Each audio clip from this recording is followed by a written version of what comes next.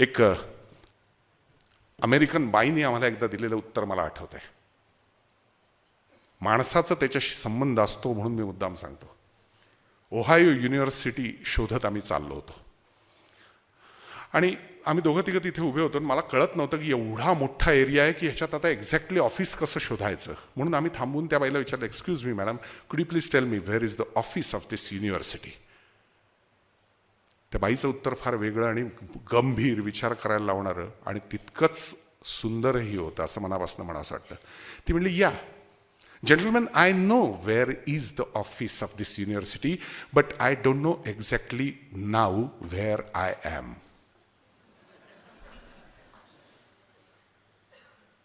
माणसाच्या आयुष्याचं तसंच असतं असं मला वाटतं. एखाद्या माणसाचा जळगाव स्टेशनवरनं फोन येतो, हॅलो मी आलोय हां जळगावमध्ये, आता घरी कसं येऊ. आपण म्हणतो, कुठे आहेस तू आता नक्की सांग. स्टेशनवरनं बाहेर आलायस का, बरं मग तू कुठे उभा आहेस, आणि मग आपण त्याला पत्ता सांगत जातो. 2 पॉइंट्सना नेहमी महत्व असतं, आरंभ आणि अंत. या 2 पॉइंट्सच्या मध्ये असतं सगळं. दुर्दैवाने यातला एक पॉइंट आपण सोडून देतो आणि दुसऱ्या पॉइंटच्या दिशेने प्रवास सुरू करतो. मग तो प्रवास जिथं जायला पाहिजे तिथं जाऊच शकत नाही. आरंभ कुठे होतोय हे जर आपल्याला कळत नसेल, तो बिंदू जर आपल्याला कळत नसेल, स्टार्टिंग पॉइंट आणि एंड पॉइंट असं ज्याला म्हणलं, तर स्टार्टिंग पॉइंटच जर आपल्याला कळला नसेल तर एंड पॉइंट आपला योग्य मिळूच शकत नाही. मिलिटरीपासून सगळीकडे त्या चिठ्ठा गोळण्या करण्याचा गेम असतो. त्यात तो पहिल्यांदा ब्रिगेडियर प्रत्येक मिलिटरीमधला हे समजावून सांगतो की whether you have got the proper starting point, म्हणजे पहिली चिठ्ठी कुठली घ्यायची हे तुला कळलंय का, तर तू पुढच्या सगळ्या चिठ्ठ्या मिळवत जाणार आहेस, नाही तर नाही. आपल्या बाबतीत आपण आपला स्टार्टिंग पॉईंटच बरेचदा चुकलेला असतो आणि तो बिंदू चुकल्यामुळे पुढच्या सगळ्या पॉईंट्सच्या बाबतीत आपली अवस्था अत्यंत विचित्र झालेली असते. एका मुलाने मला मध्ये उत्तर दिलं होतं अत्यंत चिडून एके ठिकाणी. तो म्हणला, I am unfortunate that I have born in India. म्हणलं, का रे बाबा, हे बेकारी, दारिद्र्य, महागाई, शिस्त नाही, काय काय अवस्था आहे या सगळ्या समाजाची. Really I am so unfortunate that I have born in India. Luckily त्याला मर्चंट नेव्हीत नोकरी मिळाली. फार मोठी पोस्ट नव्हती पण मिळाली ओळखीने. ज्या दिवशी तो जाणार होता आणि त्याचा सेंड ऑफ होता त्या दिवशी मी जाऊन म्हणलं, we are so fortunate that now you will not be in India. कारण तुला तुझ्या आईवडिलांपासून कोणी या देशाच्या मूल्यावर्धित शिक्षणात काय होतं, इथनं काय घडत होतं हे कधीच सांगितलेलं नाही आणि म्हणून तुझी ही अवस्था आहे. तू फक्त जे दिसतंय त्याच्यावरतीच भाळून चाललायस. मला ताप झाला असेल तर मी डॉक्टरकडे जातो, पण डॉक्टरने दिलेलं औषध घेतलं तरच मी बरा होणार आहे ना. डॉक्टर नुसतं लांबूनच होईल बरा उद्या, हां मी बघितलं आत्ता तुमच्या तापाकडं, तर होईल का.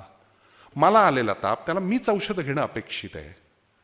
माझ्यामधल्या त्रुटी दूर करण्यासाठी मलाच माझ्या हात डोकावलं पाहिजे, मलाच एकदा माझा विचार परत केला पाहिजे नवीन पद्धतीने.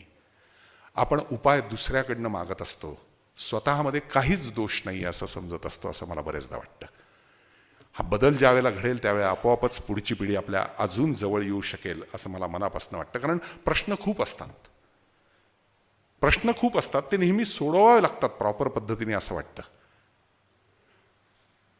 हुशार विद्यार्थी असतो, वेगवेगळे नंबर्स असतात परीक्षेला आलेले, त्याच्या मागे एक आणखीन बसलेला असतो, तो तेवढा हुशार नसतो. त्याच्या फक्त एवढंच लक्षात आलं असतं की आपल्या पुढं बसलेला जो मुलगा आहे तो प्रचंड हुशार आहे, त्याला सगळं येत आहे आणि हा तिरपा बसून त्याच्यासारखा आयडियल पेपर लिहितो. हुशार विद्यार्थ्याला 94 पडतात, कॉपी करणाऱ्याला 89 पडतात. फरक एवढाच असतो. पण हे कधीही त्याच्या आपण लक्षात आणून देत नाही की कॉपी करणं चूक आहे. तू कॉपी करताच कामा नयेस. आज कॉपी करशील, उद्या व्यवहारी जगात कोणाची कॉपी करून उभा राहणार.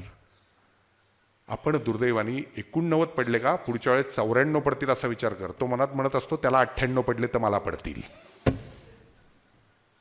मी नेहमी गमतीत सांगतो की एक माणूस होता, त्याला त्या सर्कलच्या मध्ये बाण मारायची सवय होती. अत्यंत करेक्ट, पॉइंट नॉट टू एवढासा डिफरन्स असायचा. बरोबर सर्कलच्या मध्यभागी बाण. भयंकर कौतुक व्हायचं त्याच्या कलेचं. एकदा दुसऱ्या गावात गेला आणि त्याला अचानक दिसलं एका सर्कलच्या बरोबर मध्यभागी बाण. अस्वस्थ, कोण आहे बाबा या गावात असा. शोधाशोध केली तर ते म्हणले, ते एक येडं आहे म्हणले आमच्याकडचं, ते त्यांनी केलेलं आहे तो उद्योग भिंतीवरती. अरे वेडा आहे.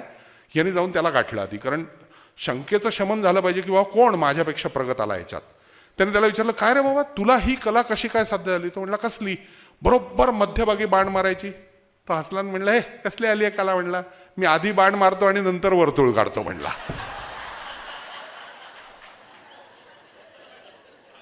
आपलं बरेचदा असं झालंय की आपला परीघ हा आपण नंतर ठरवतोय.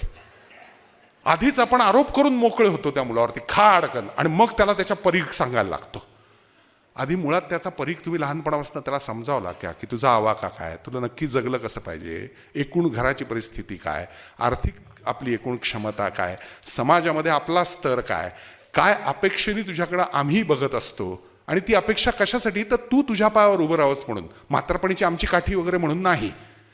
हे आपण मुळात ह्या परीघाविषयी सांगितलंय का? आपण डायरेक्ट बाण मारून मोकळे होतो खाडकन त्याला, आणि मग आपला परीघ आखायला सुरुवात करतो. ही वेड्यासारखी अवस्था असते. याच्यात स्किल नाही, तंत्र नाही, कल्चर नाही, फक्त सिव्हिलायझेशन आहे. पिढ्यांमधलं अंतर जर दूर करायचं असेल तर या सगळ्या गोष्टींचा एक उलटा विचार आपल्याला सातत्याने केला पाहिजे असं मला वाटतं. आणि समस्या कोणाला नसतात? सगळ्यांना असतात हो. पंतप्रधान मनमोहन सिंगांनाही आहेत, तिकडं मार्गारेट थॅचरलाही होत्या, पुतीनलाही आहेत, आणि झोपडपट्टीत राहणारा, हातगाडी ओढणारा प्रत्येकाला समस्या आहेत. सगळ्यांच्या सगळ्या समस्या एका आयुष्यात सुटतीलच असं नाही ना. दादा धर्माधिकारींकडे एकदा मी बसलो होतो. एक माणूस आला, चांगला श्रीमंत माणूस, व्यवस्थित गाडीतनं उतरला होता शोफर ठेवून. मला फार समस्या येतो म्हणला, दादा काय सुटतच नाही, एक सोडावी तर दुसरी येते, दुसरी सोडावी तर तिसरी येते. माणसाच्या जगण्याचाच हा स्थायी भाव आहे, त्याच्यात काही नवीन नाही आहे. समस्या सोडवण्याचा विचार आपण करतो का, याचा विचार केला पाहिजे असं मला वाटतं. त्या माणसाच्या बाबतीत काय घडलं ते नंतर सांगतो, पण सहज आठवली म्हणून गंमत. मुंबईच्या सेक्रेटरिएटमध्ये एक गृहस्थ काम करत होते, त्यांचं आडनाव होतं नवरे. आता त्यांच्या हाताखाली काम करण्याची स्टेनो होती, तिला फार विचित्र वाटायचं की यांना अशी कशी हाक मारायची, अहो नवरे साहेब. त्यामुळं तिने अत्यंत गोडीत एक दिवस त्यांना असं जाऊन छान पद्धतीने असं की मला तुम्हाला ही हाक मारायची नाही असं न सांगता असं विचारलं, साहेब म्हणजे मला असं विचारायचं होतं, तुम्हाला घरी काही निकनेम वगैरे आहे का हो? त्यांनी शांतपणे उत्तर दिलं, हो मला घरात प्यारे म्हणतात. आधीचं बरं अशी अवस्था. एक समस्या सोडवायला जावं तर दुसरी उभी राहत असते, हे घडतंच. तो माणूस तिथे आला दादा धर्माधिकाऱ्यांच्याकडे, आणि दादा धर्माधिकाऱ्यांचा मुलगा नातू पळत आला. दिवाळीचे दिवस होते, लोक येत होती फराळ वेळा त्यांच्याबरोबर, आणि तो माणूस आला, समस्या माझ्या सुटतच नाही, तो सारख्या येतातच हो. आणि तेवढ्यात तो लहान मुलगा आला, दादा धर्माधिकाऱ्यांचा नातू, आणि त्यांना म्हणला, आजोबा आजोबा गंमतच झाली. ते म्हणले, काय? मी एवढा मोठा फटाक्याचा सर लावला होता, काहीच फुटले, काही फुटलेच नाहीत. दादांच्या तोंडून पटकन वाक्य आलं, माऊली बोलली तुमच्यासाठी, कळलं? सगळ्या समस्या सुटत नसतात, काही राहतात म्हणले. अख्खाच्या अख्खा सर वाजलाच पाहिजे आयुष्यात, असा विचार कशाला करताय? ज्या सुटल्या त्याच्यावर विचार करून पुढचा मार्ग पकडा ना. आता बऱ्याचदा आपलं असं होतं की आपण त्या सुटलेल्या नाहीयेत ना, हे व्हायलाच पाहिजे म्हणून त्याच्या मागं राहतो. 70% कसे पडले प्रिलिमला, 90 पडलेच पाहिजेत. अहो पण नाही त्याचा आवाका, त्याला बाकीच्या 10 गोष्टींची अवधानं तुम्ही देताय. एकाच वेळेला त्याच्यावरती किती बाहेरच्या जगाची सगळी वेगवेगळी बंधनं आहेत, त्याचा विचार कधी तुम्ही त्याच्या वयात जाऊन करताय का? नवीन तरुण पोराच्या आपल्या वेळेला छंद फारच नव्हते, कारण आपल्याला एक वॉलचा रेडिओ होता, नंतर कुठेतरी टीव्ही आला. आज 200 चॅनल आहेत. बाहेर उद्या मित्रांमध्ये शाळेमध्ये गेल्यानंतर, कॉलेजमध्ये गेल्यानंतर त्याच्या बरोबरचा म्हणतो, काल पाहिलं का हिस्ट्रीवरती हिटलरची फिल्म लावली होती? तो म्हणतो, नाही रे, चायला तू ना का शाहरुखचा डॉन 2 बघत बसला असशील मूर्खासारखा परत. तो म्हणतो, हो रे, काय पिक्चर, काय बघायचंय?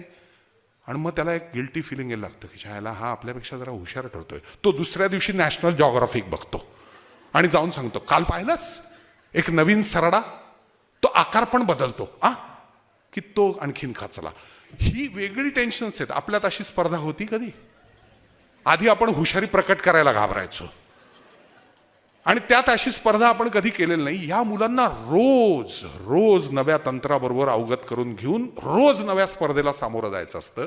आणि दुर्दैवाने त्या सगळ्याबरोबरच आपली रूढी, आपल्या परंपरा यांचा एक प्रचंड मारा पुढची मागची पिढी सातत्याने त्यांच्यावर करत राहत असते.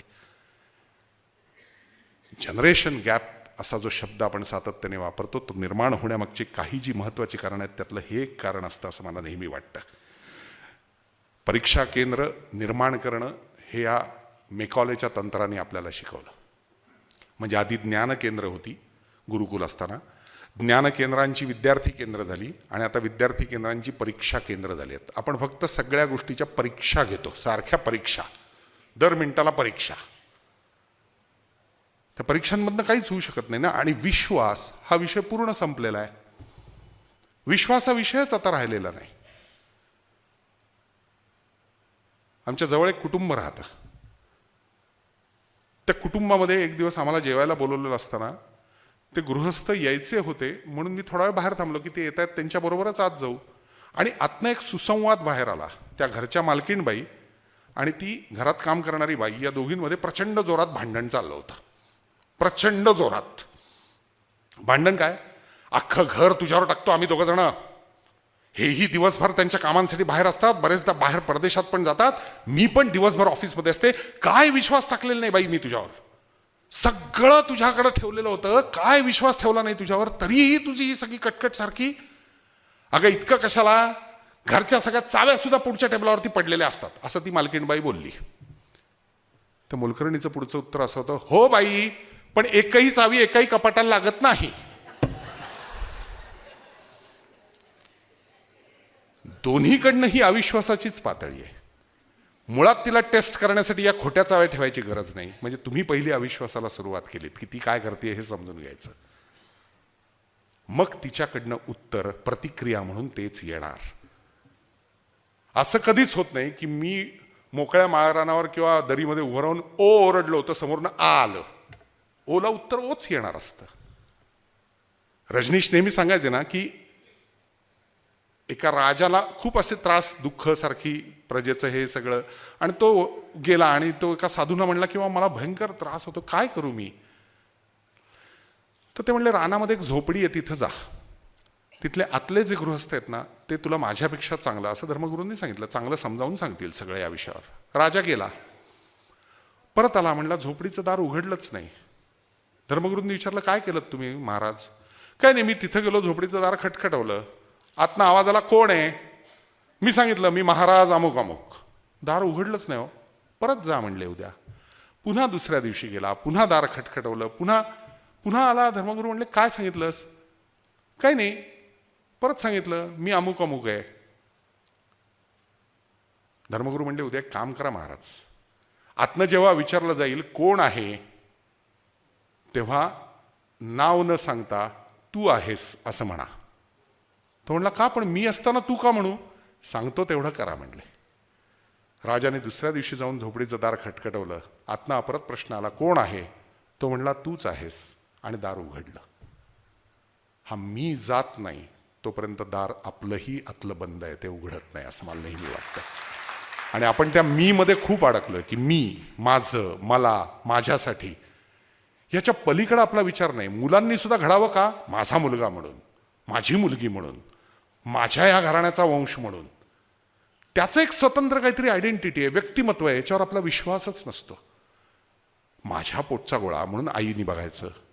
तरी एक बरं असतं की त्यातल्या त्यात आईशी थोडा तरी संवाद असतो. म्हणजे मी अगदी त्या दुसरीतल्या एका मुलीचं बघितलं होतं, तिला शाळेला जायचा कंटाळा आला होता सकाळी सकाळी. त्या दिवशी आम्हाला जायचं होतं बाहेर, तर मी तिला हळूच विचारलं काय गं आज. नाही जायचं, मला कंटाळा आलाय शाळेला, झोप नव्हती झाली, काल पिक्चर बघत बसले होते घरात. बरं मग आता काय करणार. आईला सांगणार आहे का, बाबांना सांग की. नको, भयंकर कडक आहेत, रागवतील. मग आईला कसं सांगणार, हळूच, बाबांना ऐकू जाणार नाही असं. शब्दात सुद्धा सुरुवात आई वडील अशीच होते ना, मराठीत सुद्धा म्हणताना मातृदेवो भव, पितृदेवो भव, म आचार्य देवो भव, आणि मग सर्वपल्ली राधाकृष्णनांनी राष्ट्रदेवो भव हे त्याला जोडलं शांतिनिकेतनला गेल्यानंतर.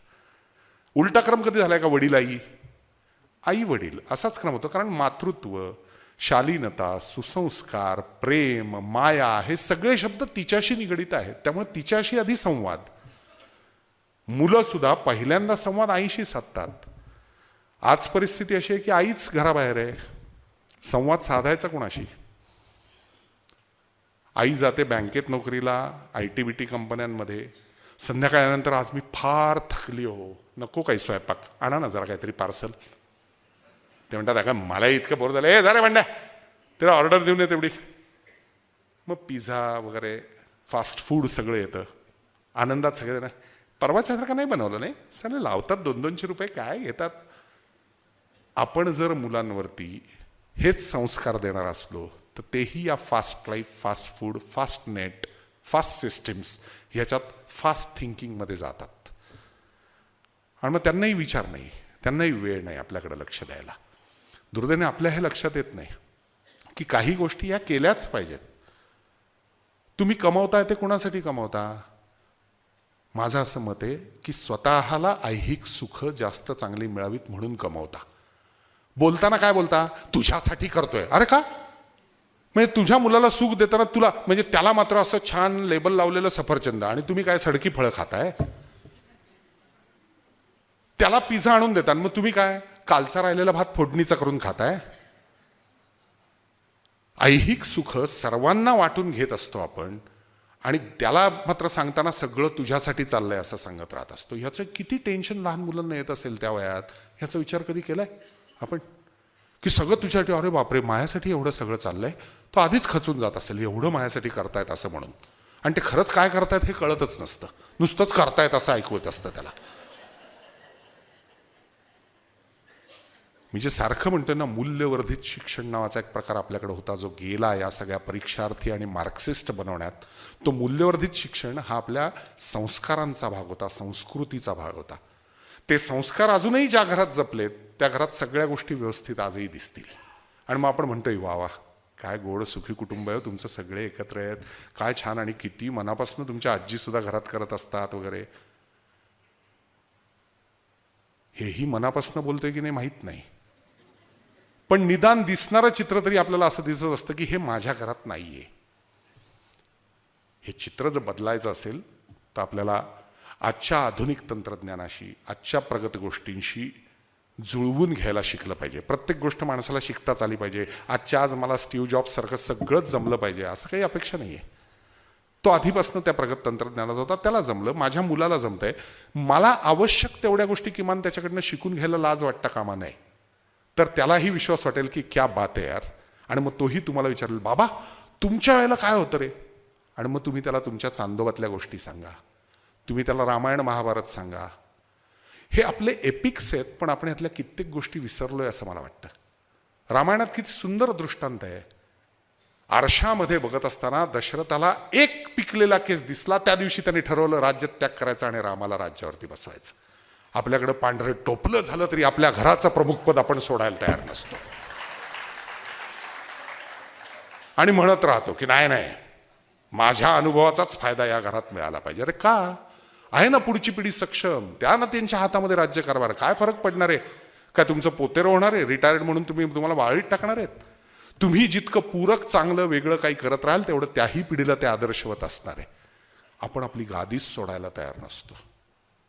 नुसतेच रामायण महाभारत आपण ऐकत चाललोय, याच्या पलीकडे आपण विचार व्यक्त करत नाही. पॉलिटिकल गोष्टी ज्या वेळेला समोर येत असतात, त्यातली व्यंग समोर येत असतात, आपण घरामध्ये उन्मुक्तपणे प्रतिक्रिया देत असतो. आपण याचा विचारही करत नाही की त्या मुलाची मानसिकता नक्की काय आहे आत्ता. त्याला या सगळ्या राजकीय बजबजाट, सगळा जो काही आत्ता एकूण कोलाहल चालू आहे, या कोलाहलाशी घेणं देणं आहे का? त्याला त्याच्यापेक्षा वेगळा काही विचार करायचा आहे. बऱ्याच घरांमध्ये मी हे पाहिले, पॉलिटिकल मतं सुद्धा लादताना लोक दिसतात. काही कारण नाही आहे खरं तर. त्यांना त्यांचं स्वतंत्र मत आहे. 18 वर्षानंतर मतदान का ठरवलंय? का 7व्या वर्षापासून त्यांनाही अंगठा नाही दिला? तर त्यांना स्वतःची एक काहीतरी शैली आली असं गृहीत धरतो ना आपण. स्वतःची विचार प्रणाली निर्माण झाली त्याच्या मनामध्ये, मेंदूमध्ये, असं आपण म्हणतो. ती विचार प्रक्रिया चालू आहे म्हणतो.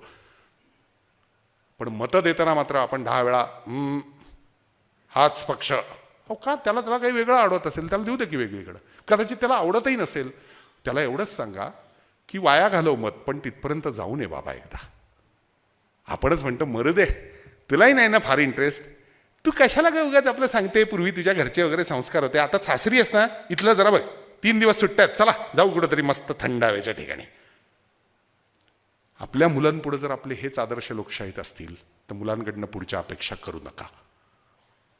आपणच स्वतःला शिस्तीत ठेवत नाही, आपणच स्वतःला विचारांनी बांधून ठेवत नाही, आणि पुढच्या पिढीने मात्र माझ्या विचारात स्वतःला बांधून ठेवलं पाहिजे, वेसण माझीच घातली गेली पाहिजे त्याच्या नाकात, असा विचार आपण करत राहतो.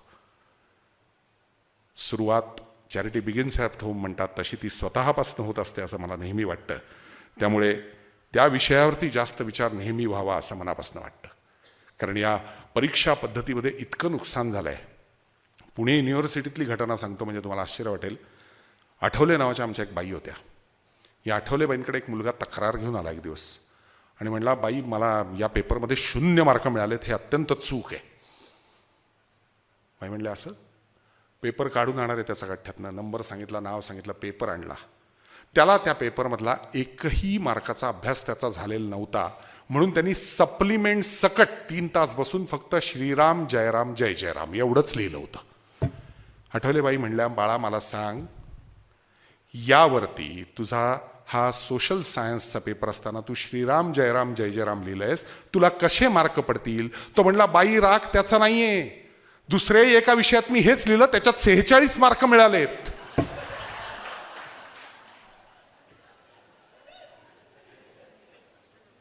हा तुमचा राम असा दुटप्पी कसा म्हणला? तिकडं 46 मग इथं 0 का? दुर्दैवानी इथला पेपर तपासणारा हुशार होता आणि तिथल्याला काही करायचं नव्हतं, नुसतं गठ्ठे पाठवायचे होते. या पिढीपुढं अशा पद्धतीचे आदर्श जेव्हा जातात तेव्हा ती पिढी बहकल्यासारखी वागायला लागली असं आपल्याला वाटायला लागतं. ती त्यांचे स्वतंत्र मार्ग चोखाळायला लागते आणि आम्ही आखून दिलेल्या मार्गावरनं ही पिढी कुठंतरी भरकटत चालली आहे असं आपल्याला वाटायला लागतं. आपण ह्याचा विचार कधीच करत नाही की त्यांच्यावरती होणारी वेगळे संस्कार, सामाजिक चौकटीतनं होणारी अत्याचार आणि वेगवेगळी नवीन बंधनं त्यांच्यावर पडणारी आणि रोजच्या स्पर्धेला तोंड देण्यासाठी त्यांना करावी लागणारी तयारी ही आपल्या काळापेक्षा खूप पुढं गेलेली आहे. कारण प्रगत तंत्रज्ञान आपल्या वेळेला एवढं नव्हतं जेवढं त्यांना आता कोपअप करावं लागतंय रोजच्या बदलाशी. किमान आपल्या मानसिकतेमध्ये हा जरी बदल झाला की आपण नवीन तंत्रज्ञानाला सामोरं जाऊ शकत नाही, पूर्णपणे ते आत्मसात करू शकत नाही, पण निदान उत्सुकतेपोटी त्यातल्या ज्या ज्या बऱ्या गोष्टी आपल्याला आजही सोयीच्या आहेत त्या या नवीन पिढीकडनं समजून घेणे आणि आपला जतन केलेला इतिहास आणि 4 चांगल्या अनुभवाच्या गोष्टी की ज्या त्यांना स्वाभाविक मार्गदर्शनासाठी उपयोगी पडणार आहेत, रोजच्या जगण्यासाठी नाही. कारण रोजच्या जगण्याला ते आपल्यापेक्षा पुढे आहेत, पण स्वाभाविक मार्गदर्शन जिथं जिथं अत्यंत अवघड मानसिक निर्णय घेण्याची वेळ येते तिथं तिथं करायचं असतं. तिथं आपल्या अनुभवाचा फायदा जर आपण त्या पिढीला द्यायला लागलो तर कदाचित ही जनरेशन गॅप कमी होऊ शकेल आणि कदाचित त्यातून पुन्हा एकदा वृद्धाश्रमांची संख्या कमी होऊन अगदीच विभक्त झालेल्या कुटुंबांना किमान 2 किंवा 3 पिढ्या एकत्र राहतील, आजी, मुलगा आणि नातू अशा एका एकत्रित कुटुंबाकडे, एका नवीन सायक्लॉनकडे आपण कदाचित जाऊ शकू. एक वेगळा सेल कौटुंबिक जीवनाचा निर्माण होऊ शकेल अशी आशा मनापासून मला वाटते. कदाचित तुम्ही घरी गेल्यानंतर आपल्या मनाशी विचार करून बघा, काही चुकलेलं असेल, काही बरोबर असेल, पण जिथं जिथं संवाद साधता आलेला नाही आहे तिथं साधायला जरी सुरुवात केली तरी ही जनरेशन गॅप कमी होईल असं मनापासून मला वाटतं. धन्यवाद.